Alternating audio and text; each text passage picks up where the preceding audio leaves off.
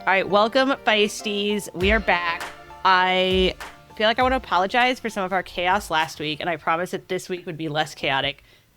We're not off to a good start, though. We are here with Katie Zafaris, and we have our special guest, Emma Pallant-Browne, today. Emma, you were just telling us, so you're in South Africa, so what time is it for you there right Yeah, now? it is 9 p.m., 10 past 9. Yeah. So I'm Is calling it that a is late that kind one. of late? Yeah. In pregnancy terms, like I'm normally in bed now by like 8 o'clock. I beat my little nephew to bed.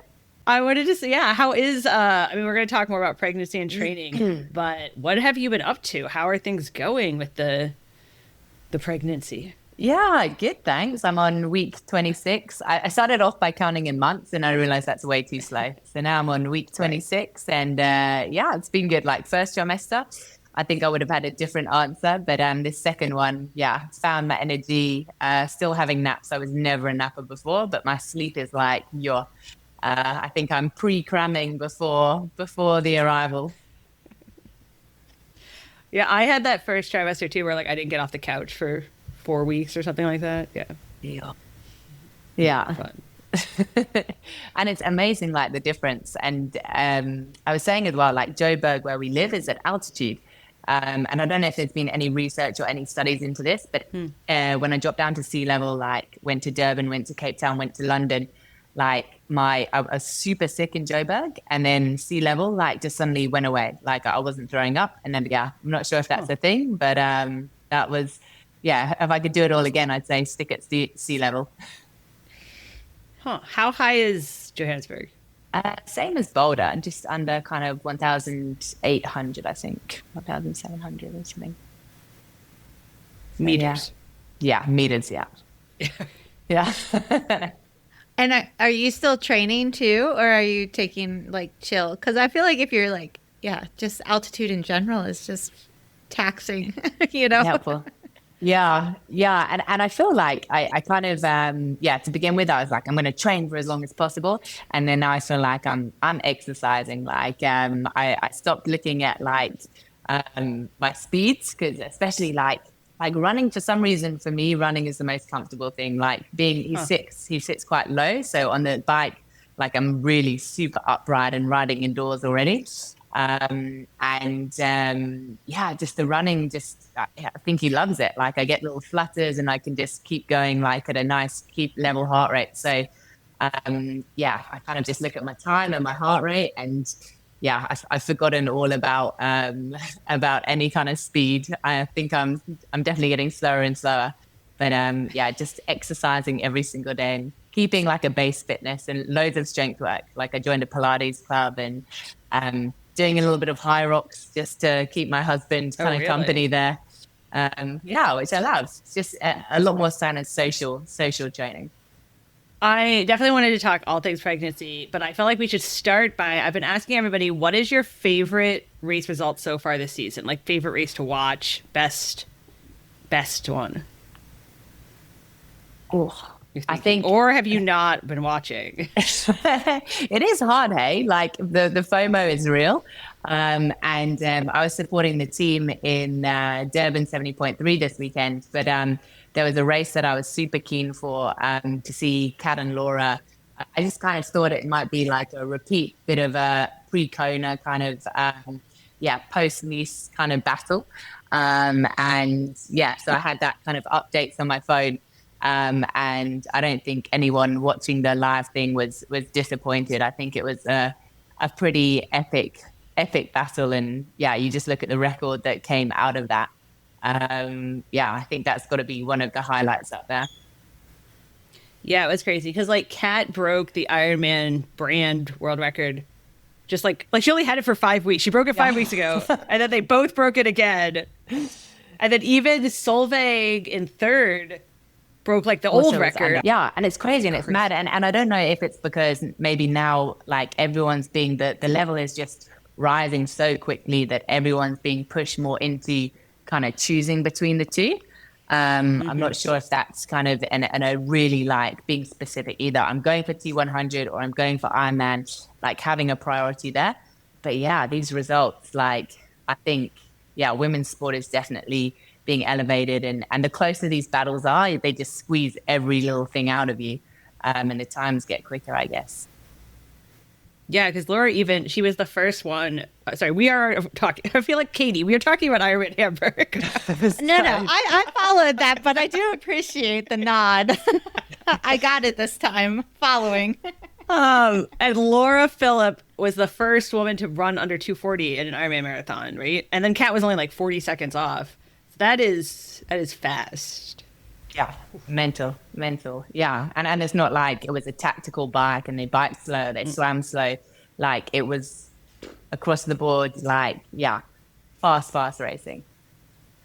Do you think we're going to see a woman break 8 hours then? I think I would have said it was a little way off until I saw the weekend. And like, yeah, I mean, like, wasn't it only a couple of years ago they were doing that in a time trial? Like type format where it was set up to, yeah, be broken as a group. And now, yeah, I don't think it's far off in the women's racing. No. It definitely, like, because, yeah, you're like, it was a few years ago they did the sub-7, sub-8, and it took like all that fancy stuff, and now they're just out there going 8:03 or whatever by themselves. So Mental. Yeah. Yeah. Other races this weekend. Well, I was at the T100 in San Francisco, and you raced that last year? Yeah. Did you like it? Did you not like it? I love the fact that it was a very short, fast swim. That definitely played into my favor. And I felt like it was tight out of the swim. So I was like, oh, now it's going to be a super crowded bike. And then I just think those hills split everyone up. I'm not sure what it was like this year, but like I biked most of it, yeah, on my own. But I wouldn't say it was a lonely, like there was always stuff happening. You were either like, it was either technical or you were climbing or, I found it quite an exciting race. And then the run wasn't fast. It was flat. Like they don't take you up that sand ladder. But it was like that gravelly, I don't know. It just felt quite like labored, like you didn't have that real good contact. So it made for a bit of like a leg zapping race. But I enjoyed it. I think it was different from, it certainly wasn't a boring course. And I think it was a very different dynamic, like you couldn't just sit on the bike. Like you had to work, even if you were in a pack and tracking someone, you had to work the hills. Otherwise you'd get dropped. Yeah, for sure. It's pretty hilly. And we finally saw Taylor Knibb get beat, but that sounds like we were like, I didn't want her to get beat. Right. Like we weren't waiting for it. But to your point, and Katie, I thought of you so Julie and Jess like were working together on the bike, which is I think the only way really like, it's the only like tactic that'll work, right? And Jess was like, I think she knew she wasn't gonna have a good run because she hasn't been running, and she was definitely having some fun out there. She was like yelling at us as she went by. She's like, I love Jess, first of all, but also Tommy was there doing content, and Ash wasn't having such a great race, but I think it was Ash and Jess. They both came by Tommy, like, "Hey, Tommy," like during the race. So. But she did I know Jess had mentioned that she'd been hadn't been running very much, so she's like pretty darn happy with that race. Yeah, I think it helped. I mean, Julie Darren ended up winning, but I think it helped her a lot to have somebody to work with on the bike, because then you can not lose too much time to Taylor, but also have the running legs, Yeah, and it. I always think that's one of the barriers for me to the longer distance is just the mental, thinking, if you're by yourself, how you're able to just push yourself when you're solo. So I'm sure that just the mental side of things too, combined with the actual, advantages to having someone to work with. Have you done a T100? I can't remember. Me? No. Yeah. Nope. Yeah. No. Maybe one day. No. I can fathom a T100 race. I can't fathom much longer than that. Yeah. I think as well, I like having characters like Jess in there, because even you watch Jess in Singapore and she's not afraid to bleed. Even if she has to walk on the run, she's going to go out there and she's going to just suffer. And she creates that kind of dynamic in the race. Whereas quite often, I think, Lucy Charles, like, that she's a lot better swimmer, and would often just be having to try and hold and bike off the front, all by herself. And like you say, that's a long day to not really like see anyone. And I do think it's kind of splitting the racing a bit more. And it's interesting because you still got the different people. Like someone like Lucy Barham can come out. I think she was like 3 minutes back or something, and she still makes an impact on the field. And it's just those kind of dynamics moving throughout the race that anything can happen, and no one can like let up. You can't be like, oh, we have a lead, we're in the front pack, and now we're just going to cruise as a front pack, because you got everyone kind of working from all dynamics of the race now. Yeah, the girl who took like the very, very last wild card, which I want to say is like Danny Krieger from Germany. I think she was last out of the water because it got like split up, and that's so tough. But she, standing out there, she was the one who was running faster. Like she was running faster than everyone, and she ran all the way through everybody up into 10th, and like was so excited. So that was like really cool to see. Yeah. She was the most excited. She's the Sam Long of the women. Yes.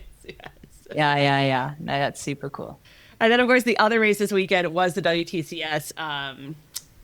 So I feel like, Katie, did you text with people after? Did we get on the ground scoop? Not so much on the ground scoop, but like just with Cassandra coming back after crashing in Yokohama. But like Tommy and I talk a lot about on just how much transitions can matter for like world triathlon races. And she was a fantastic example of that, because she came out of the water like 10 seconds back and then made up about 10 seconds in just the transition aspect. So I thought that was really neat seeing her. But then also like Bianca Serengeti from Italy and Olivia Matthias, like both having their first like World Triathlon Championship Series podiums. It's just really cool to see more people mixing it up into who has been on podiums now for World Triathlon Championship Series races. And like if you look at the top 8 people, they've all been on WTCS podiums from Algero. From this past weekend. Okay. Do you think it's getting, like, why do you think that is? Like, is it just getting, like, more varied, or? I always feel like there's an ebb and a flow to, like, World Triathlon Championship Series racing, where it goes to runner dominant, and then it becomes kind of like swim bike dominant, and then go back to, like, a running race.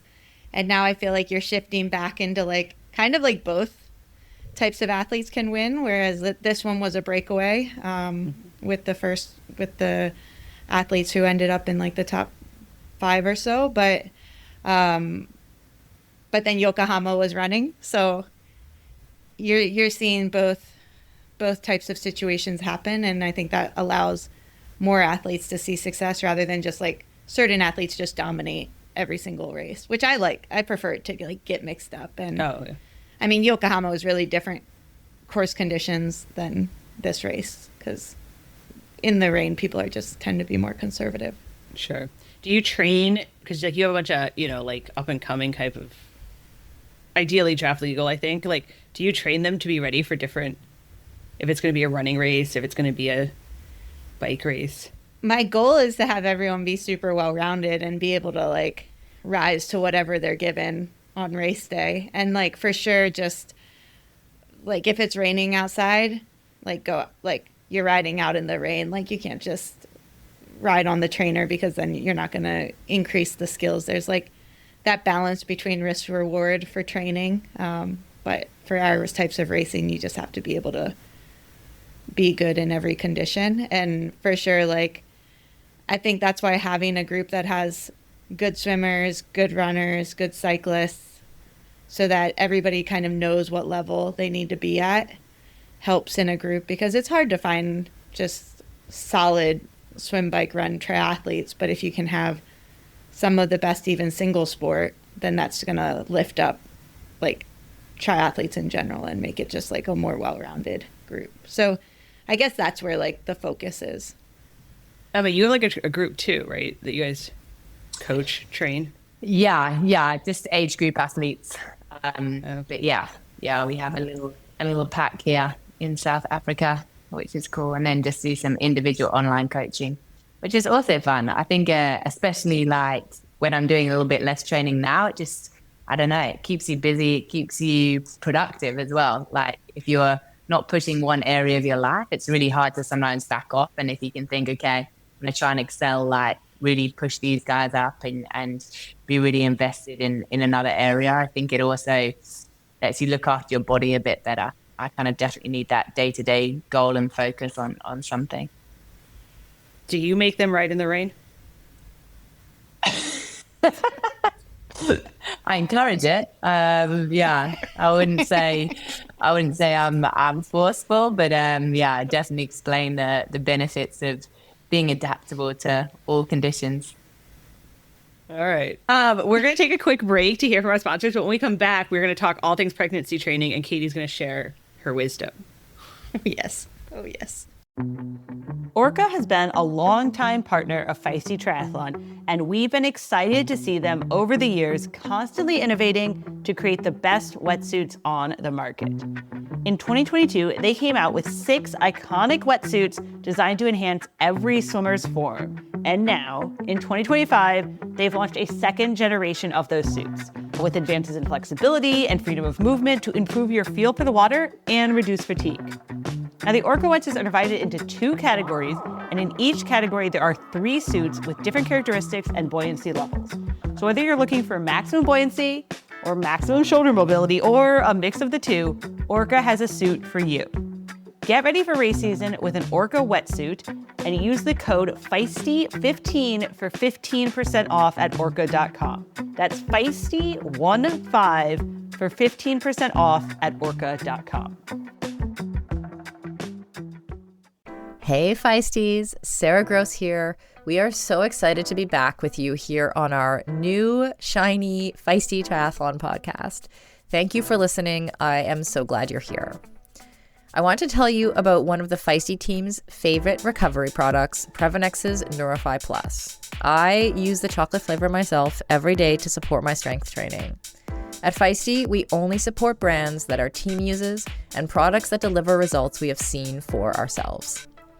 Prevenex's Neurify Plus is one of the best tasting plant-based and vegan shakes I've tried, and trust me, I've tried a lot. It contains balanced protein, carbs, and fat with comprehensive, high-quality micronutrients to help fuel your health. It also contains probiotics and digestive enzymes, so it's super easy to digest and doesn't give you that bloaty, gassy kind of effect that other protein products can produce. Unlike most supplement brands, Prevenex tests everything with pharmaceutical-grade precision, and they also offer a 100% money-back guarantee. So try Neurify Plus or any Prevenex product today, and you get 15% off your first order with the code FEISTYTRY at Prevenex.com. That's FEISTYTRY for 15% off at Prevenex.com. The link will be, as always, in the show notes. All right, we were talking a little bit about what you're doing for pregnancy. You're at 27 weeks. What are you at, Katie, weeks-wise? 36. So what are you doing? Nothing. Nothing. I'm surviving pre-pregnancy and post-pregnancy. Those are my tips. Okay, survive. No. I haven't been I've just been like being as active as Kimball. Right. Initiates mostly, or coaching, I guess. And you've still been doing like some exercise every day, Emma. That's weird that running, I actually gave up the relative, like it was not pleasant. Running was not pleasant at all. Yeah. I was the same as you though. Like with running, at least with first baby. Like I ran the longest. I stopped swimming and biking early. It's been that. Yeah, and I don't know what it is. Like I was really I was expecting to start off running, and I kind of really focused on my running side of things because I thought, okay, like you say, this is the first thing that I'm gonna lose, and then the biking and swimming will more take over. And yeah, I'm not sure. I don't know what it is. It's he's definitely like quite long in there and sits quite low. And I just think, there's something about being kind of compressed. That the upright biking, Sure. that definitely works for me indoors. So I'm not running every single day.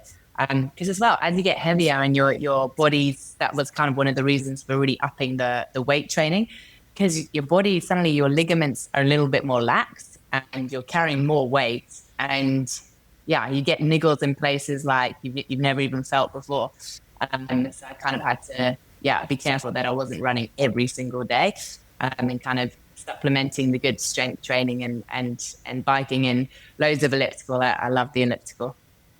Oh, really? Yeah. That's funny. My PT kept telling me to like go to the gym and do the elliptical, and I was just like, no, I'm not. I can't do it emotionally.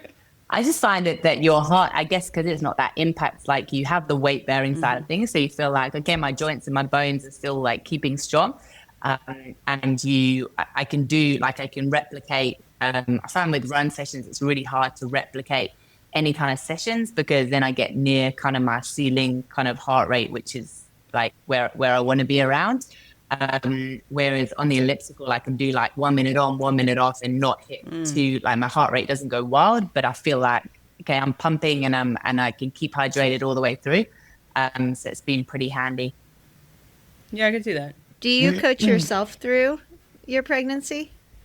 Yeah, so Tim was actually, I think Tim knew before anyone else. We didn't tell any family.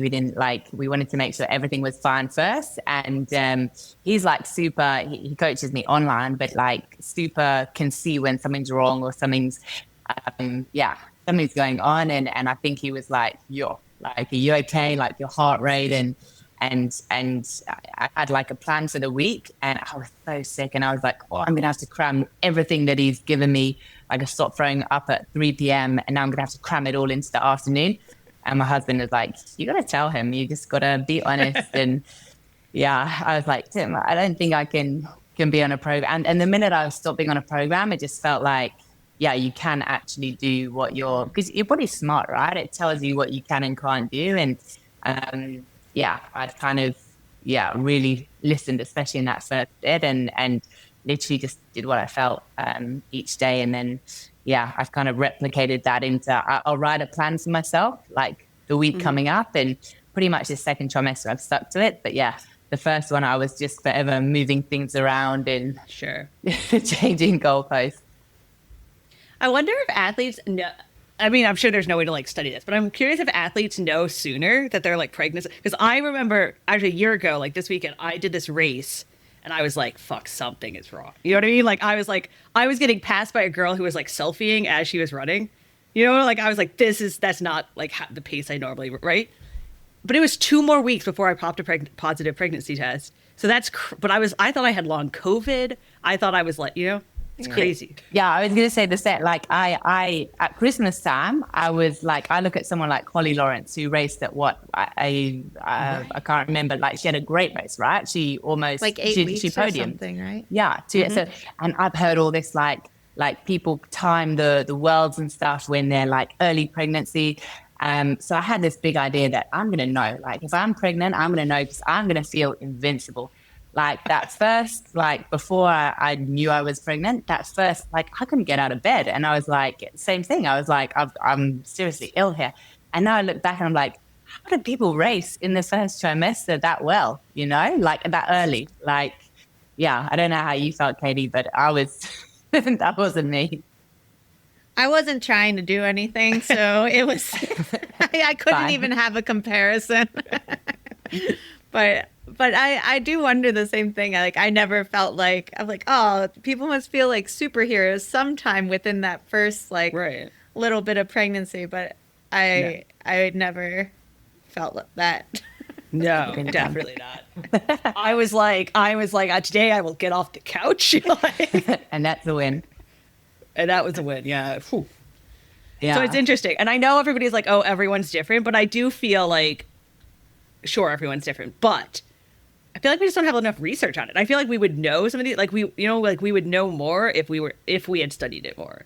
Because I don't know what it's like, Emma, like outside the U.S., like what kind of recommendations you got from your doctors, but my doctor told me that you can't exercise more than 4 hours a week, and I was like, that's insane. Yeah, and I had a doctor tell me I'm probably like halfway through my pregnancy or something, was like not to run, and I like wouldn't see her again after that because I was like, you didn't even, if it's valid, if there's like a reason, like sure. But like there were no questions to lead her to that, or like I was so frustrated. Oh yeah, no, my doctor got fired also. Yeah.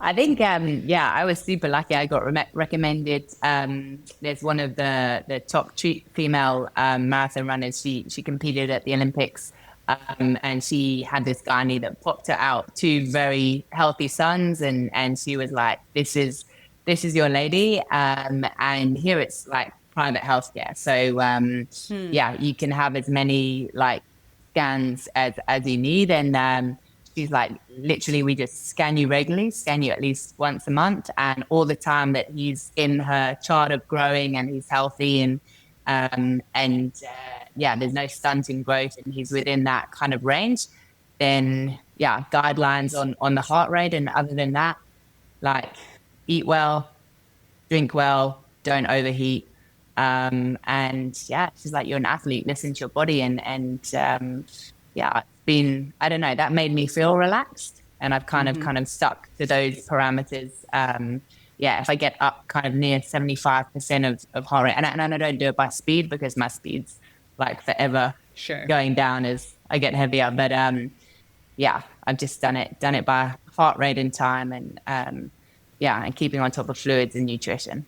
I feel like that's the heart rate thing's like a good parameter for a lot of people, because like people want some kind of guideline, right? Like most people want some. The other one I feel like is a good guideline is like, you probably don't want to be trying anything new, you know? Like if you're used to doing 15 hours a week, then sure, like 10 hours but if you're not, then probably don't start. Don't go. Right? But I had a problem with that because I got to this point being like a newly retired athlete that is like, I don't know what my norm is anymore. Oh. And then as soon as I stopped running for like a couple weeks, like I think I had like 2 weeks where I like didn't run, and I'm like, well, now I don't know what to do. Like that was like the end, that was like the beginning of the end for me, because I just like, because you know, like as every week or progresses with pregnancy, like at least I became more and more like unfit, and like my body just felt differently. I mean, I'll still run, like as long as nothing hurts, like I'll still jog with Kimball, like, but in like 30 seconds and I'm like, all right, wait for me, buddy. Like, but I did have trouble with that, like change of like, what is my normal? Sure. Yeah. When you were coming back, I'm curious because, okay, so here Emma, she's going to like share her wisdom with us, but I'm like 3 months postpartum right now. And I will say, I'm pretty sure most of my issues are actually fitness issues now, not post, you know what I mean? Like I have a solid year of losing fitness now, but how do you separate them? So when you were coming back, like, how did you get back in shape? Well, it was funny because knowing this was going to be our topic for today, I like went back into my training peaks, and in my head, I was like, oh, I was back like normal, like way sooner on, but I wasn't. I was like, I mean, I thought I walked like, I guess I walked like 1 week after like he was born, but like it was just walking for like the first month. And then it was actually a surprise because, or to me, the most unexpected thing like coming back into training was that I was actually running first because of just like the, just like his birth and like tearing a little bit and having stitches, that I wasn't on the bike and I wasn't swimming. Sure. But I think it took me like, I like wrote it down, but like week 5, I was swimming, biking, and running and doing strength. But like when I say I was running, it was like I was walking 48 minutes and running a minute and a half. And then like I remember, so I had like guidance coming back. Probably I didn't give Joel enough credit in what he would be able to do, but I was like, oh, I don't want Joel to bring me back into training after. I want like a female to do it who's like been there.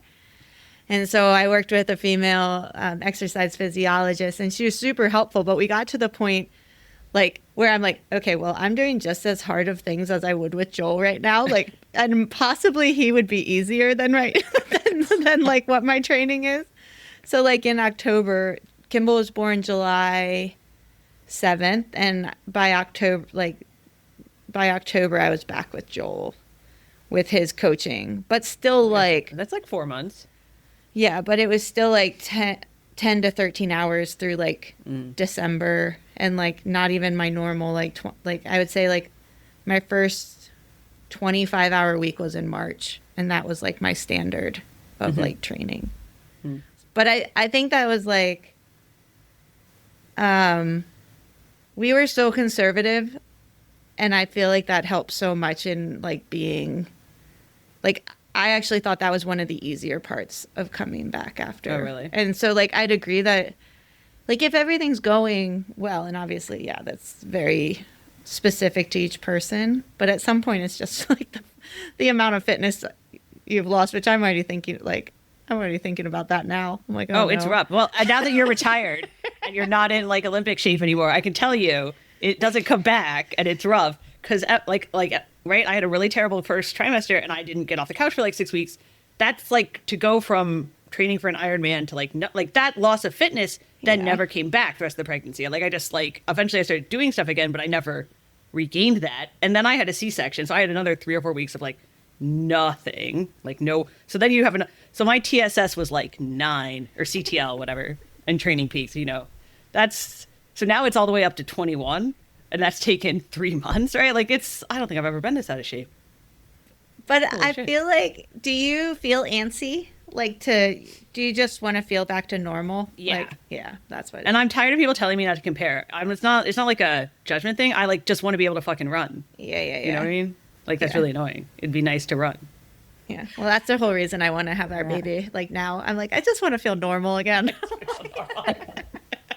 But then I was like thinking about it, and I had like, sorry, Emma. I hope not to scar you with this. Yeah. To be fair, I'm about to go into it a second time, but Sure.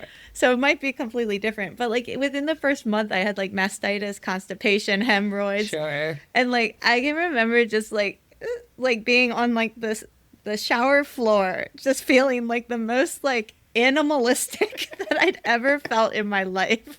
Like, and luckily that passes, but Right. I think I was expecting labor to be hard, and it was, but I didn't expect like that first like month of recovery, and like with a C-section as well, like Your body being different. I think, a C-section. I think a lot of athletes, like I remember talking to Chelsea Sodaro, right? Like she would really try to avoid a C. Like you can't avoid it, right? Like if it's an emergency, but I think a lot of people try to avoid it because it does make coming back just like slower. Like statistically, I know that some people, obviously there's variance, but statistically. I think something that really helped me and like encouraged me, like especially at the start when like, because you said, there's certain things that you don't expect. Like I didn't expect to be so breathless so early on. I feel so unfit and have to keep stopping for a week. I was like, this is ridiculous. There's no like end. And then I was doing a high rock session with Jared, my husband, and he was like, oh, you're not doing your push-ups properly. Like you have to go all the way down and I was leading. Hey, I felt so heavy. I felt so unfit already. And so an instructor was like, okay, Emma, how much heavy are you like already? I was like, I've put on 8 kilograms. He's like, Jared, go and grab that 8-kilogram vest and do the session with her. He literally lasted like one station. And I was like, okay, this is like you, all the time you're moving. You're actually like, it's like weight training. Hey, you just got to give yourself like, flip. That's what I kind of just started viewing it as, that actually, you can sometimes feel really rubbish, but if you're still getting out there and doing it super slow, like, your body's still keeping pretty like fitter than you feel. Like you feel horrific. And Sure. Yeah. I think, Well, and even like the walking aspect of things, like as soon as you can walk, like you can do a lot with the walk. Like, pretty sure leaned on that for a lot of weeks. For sure.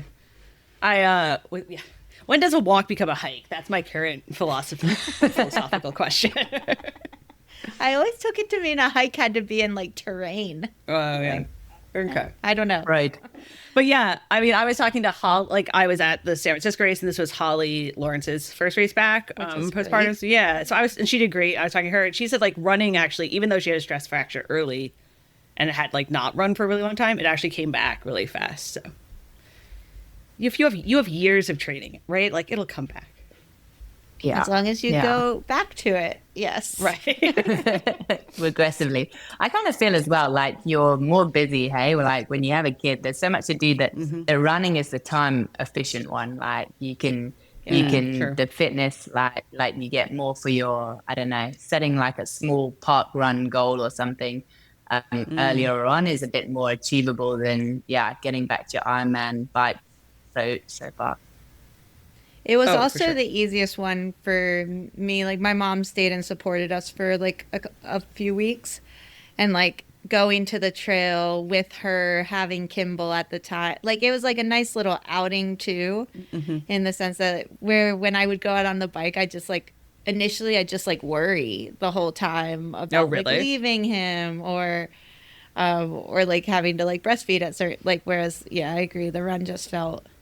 I'm going to put this out there because I just want to know if any of our listeners feel this. I have no guilt about leaving my kid with my like parents or the babysitter. Like, no, I'm sure he's fine. They know more than I do. Like, so I want to know if like, because everyone always says they feel really bad, and I'm like, am I a sociopath, or do No. other people out there also not feel guilty about this at all? I just have trust issues. It doesn't matter who it is. Like, it's not that I like feel bad about leaving him. It's more I just don't trust who's ever watching them. Which is, that's mainly my That's reason. probably and that's you, a yeah. problem for me. that's a me problem. Okay. So Eva, what is your? I mean, not to like, pressure you. What is your plan? I know you're planning on coming back racing. You're like the PTO maternity. What is it? What would I call it? Plan, program, protection. Yeah. Covering you right now. Yeah. Yeah. So I think that's this year is kind of like I'll get paid a percentage of my contract, and then I get 3 wild cards. I think it's only valid for a year, so I think I'll have to take them up at some point next year. So my goal is to not over travel and overtrain kind of the first bit coming back. So I set a run goal. I want to do London Marathon in April. And I think that'll just be like, get my running kind of and my body fitness into a good place. And then use kind of those 70.3s or wild cards later in the year, just kind of introduce that longer training. Yeah, when he's a little bit older, kind of just spend that initial kind of first 4 or 5 months with a really good run goal. I think it scares me enough and it motivates me enough. And it really excites me to see what I can do on a marathon. And like 1 million people applied for the London Marathon or something this year, right? It was like, it's huge. Yeah. Yeah, it's massive. I guess from South Africa, you probably have to travel a lot though, right? Yeah, and that's the thing. I think that's also the nice thing about here in South Africa. I can literally go to a local running race and there can be like 6 of the world's best kind of African runners on the start line. Like you literally don't have to travel to find really good, high quality competitions. So I can kind of stay here, race myself fit, train myself kind of fit. And then, traveling to the UK, maybe February, do a fast kind of 10K, maybe hit Paris or something for a half marathon, and then back to the UK for London, just because, again, I've got all my family there. It kind of means they can, be hands-on with baby. And, it's quite an easy travel. Of all the places to travel from South Africa, US is pretty hard, and Europe can be pretty friendly. Really? Huh. Yeah, like same We time also- zone. One flight. Okay, that makes sense. I was going to say, we also need travel tips on traveling with a kid because Katie. When they're little, though, that's actually like, I sleep. as long as you have like prepared, that's easy. They can't move. Like when they're immobile, my experience was there were so many good people, like, because I traveled a bit, I think Kimball was in 10 countries within his first year of life. And like, some would be with Tommy or my mom or just some other, like we literally enlisted cousins, like my high school cross country coach, like my dietitian, actually Nettie came with me for one of our trips. Emma coaches Nettie. So, but like we just had this like mass of people who we'd reach out to for help. And that was like, that's my advice, is like use the community, and also just like be okay to ask for help. Like a woman tied my shoe on a flight once. Like people have helped. Actually, we just ran into a family of triathletes who was like, "Oh, we helped you get your bags at the airport," when it was just like it was a solo trip with me and Kimball, and like you're like a pack horse, because I have like Kimball, a bike, a bag, right, his like stroller, his crib, like, you know, like all the things. So, but I do feel like in general, at least the like flight aspect of it is more or less easier when they're little. But all right, so I do have tips. I do have tips. If you reach out to me after the show, I can give you what we've learned and what we've learned to just let go. I do feel like I mean, you know, I've only been doing this for 3 months, but I feel like there's a lot of things you just got to learn to let go. You know? Yeah. Not worried about it. Like, I think I always raced this way too. I always expected the worst. I would go into a race just being like, this is going to be hard. This is going to be terrible. And then it would be better than that. And I feel like I do the same thing in parenthood. And it is. It's great. It's better. And when it's not, it's expected. That's cool, though. The PTO, I know that they were like last year. They didn't quite have like a plan yet for people coming back for like, because Sky and Holly. But so they have agreed that you get 3 wild cards now. I think that's what Holly was telling me too, right? Like, so if you were on contract when you left, then you're getting 3 wild cards now.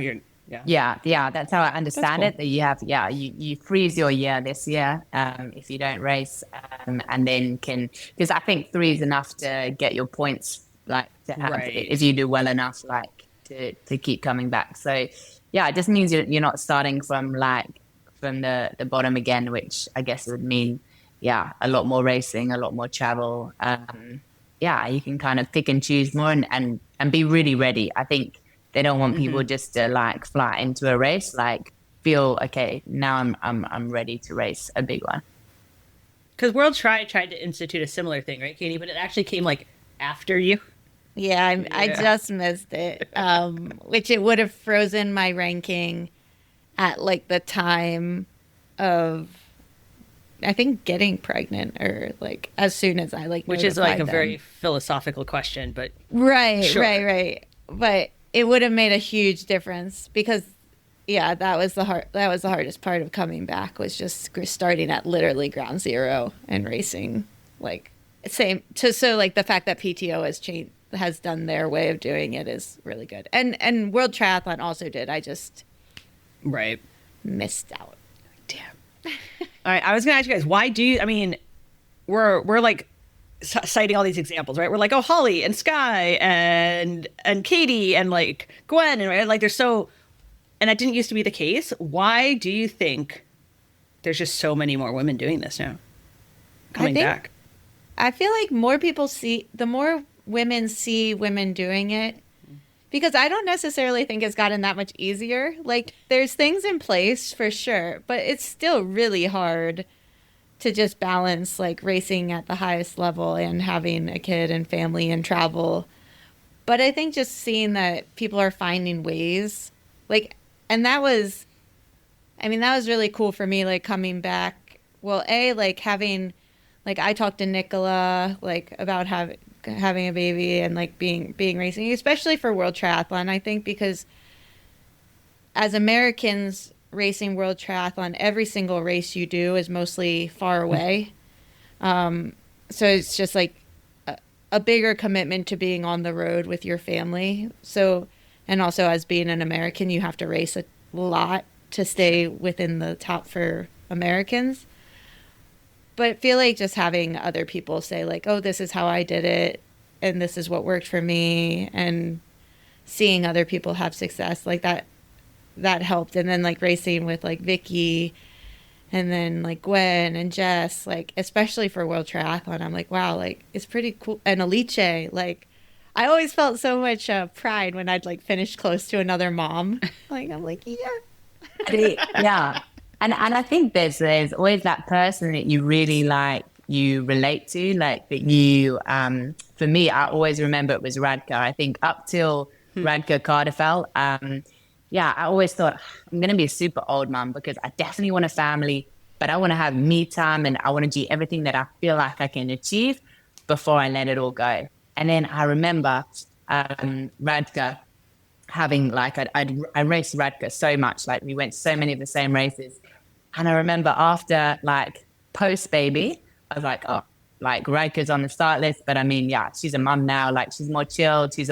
Like she raced like more ferocious, more like she was stronger than ever and she could push herself harder than ever. And I was like, wow, this is mum power. Like it actually makes you stronger.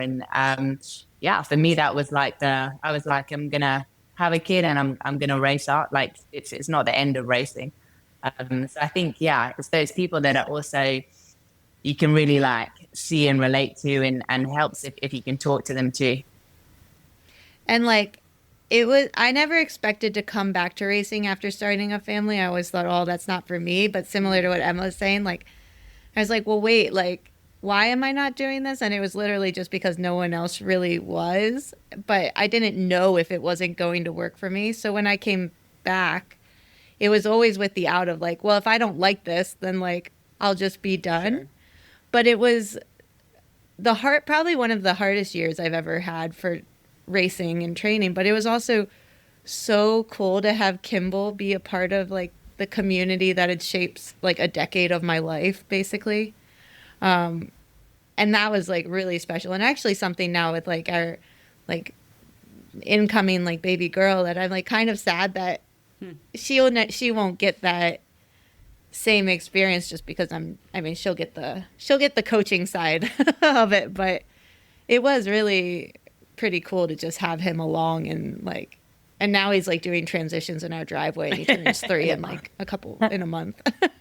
But I do think you see that even with the kids, like Miranda's kids coming to races when she's commentating and things. And like, I love it. I love seeing the kids get like so into the racing and so be a part of it and then do the kids race and stuff. I think, wow, like what a laugh to have from young. And I think it gives them so much. And yeah, even if you're not racing, if you're a part of the sport, if you're coaching it, if you're commentating with it, like they get exposed to that, and I really do think it's kind of infectious for them.